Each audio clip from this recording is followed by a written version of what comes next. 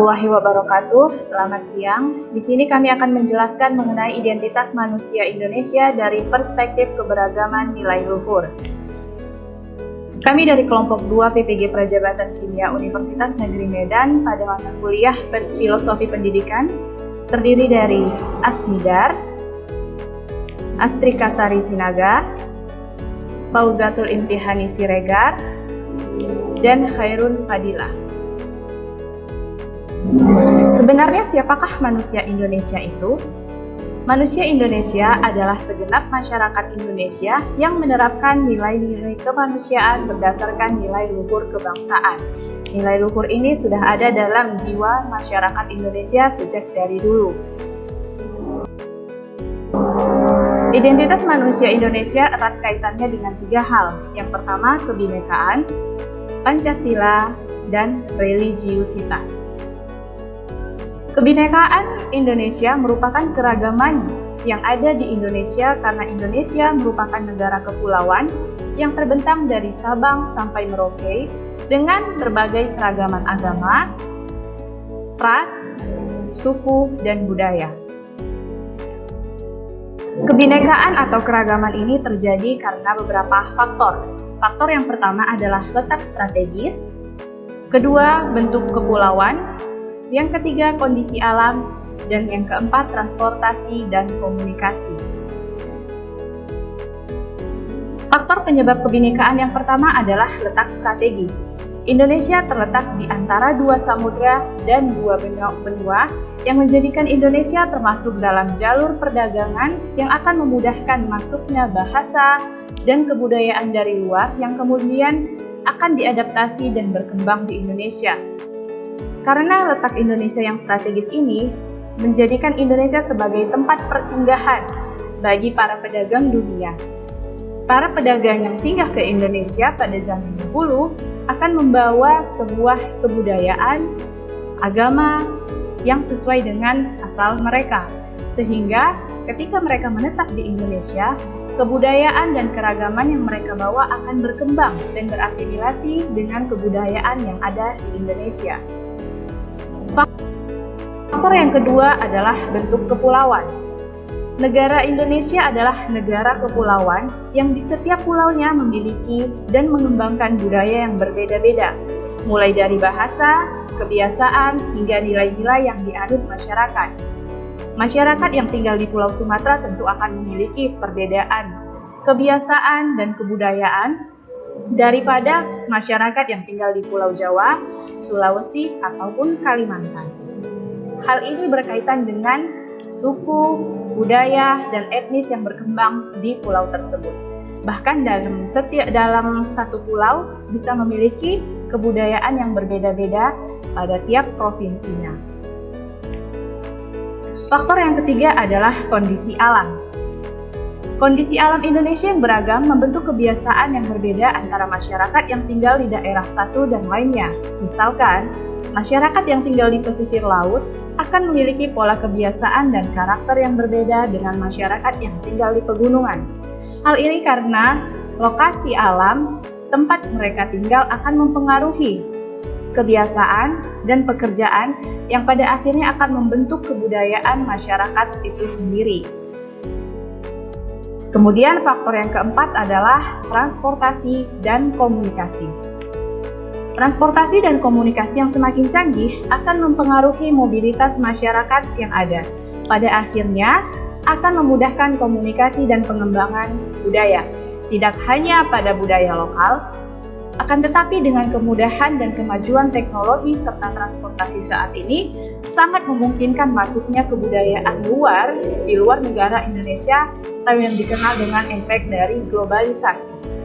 Maka dari itu, karena semakin mudah dan canggihnya teknologi harus diimbangi dengan kemampuan kita sebagai masyarakat Indonesia untuk membentengi diri dalam memilah dan memilih kebudayaan mana yang sesuai dengan nilai luhur Pancasila. Kemudian materi selanjutnya akan dilanjutkan oleh rekan saya, Khairun Fadilah. Selanjutnya yaitu identitas manusia dalam religiulitas. Religiulitas berarti adanya keragaman agama di Indonesia ini sendiri.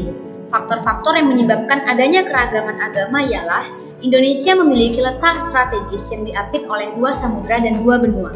Posisi ini menjadikan Indonesia sebagai jalur perdagangan dunia yang mengakibatkan banyaknya kebudayaan dan agama masuk ke Indonesia. Faktor yang lain ialah Indonesia juga memiliki sejarah yang dijajah oleh bangsa lain yang juga tidak terlepas dengan penyebaran agama, sehingga tidak heran mengapa Indonesia memiliki ragam agama. Seperti yang sudah kita ketahui bahwa Indonesia mengakui ada 6 agama. Yang pertama Islam, Katolik, Protestan, Hindu, Buddha, serta Konghucu. Dengan adanya keragaman agama ini membuat kita untuk saling menghargai satu sama lain.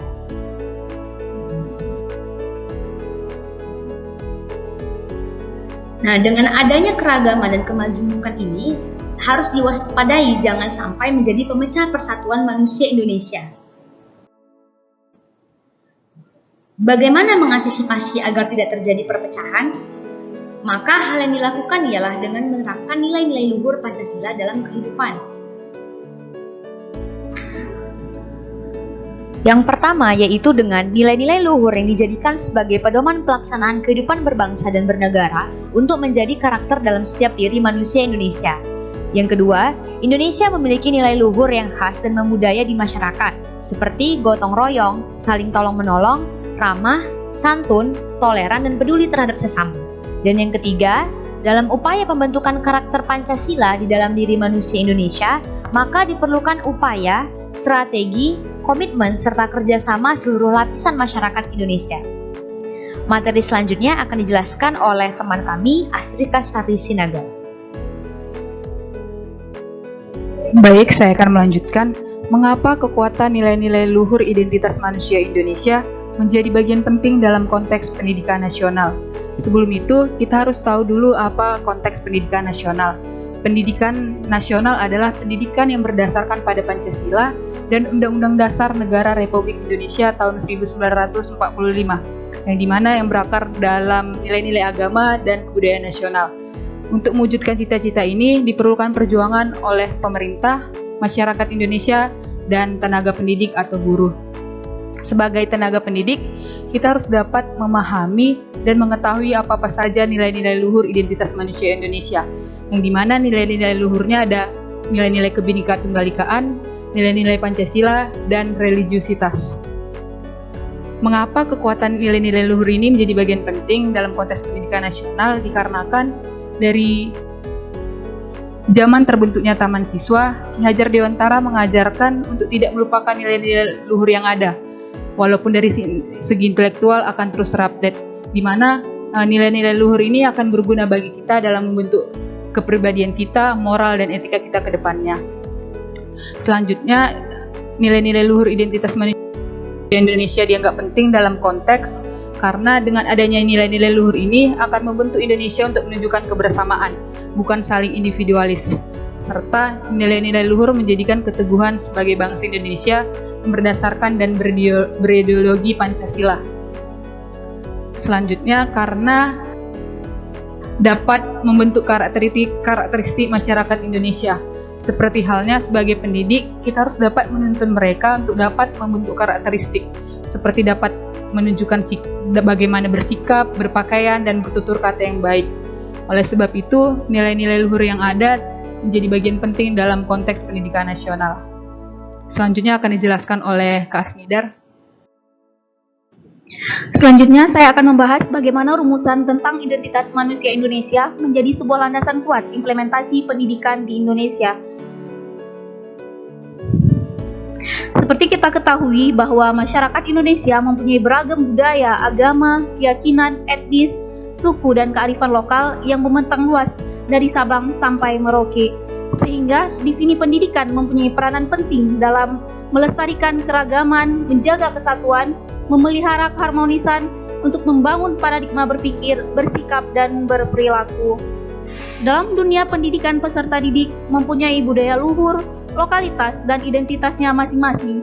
Namun, mereka tetap harus berpikiran terbuka dalam berinteraksi dengan budaya lain, sehingga bisa menumbuhkan rasa saling menghargai antar peserta didik.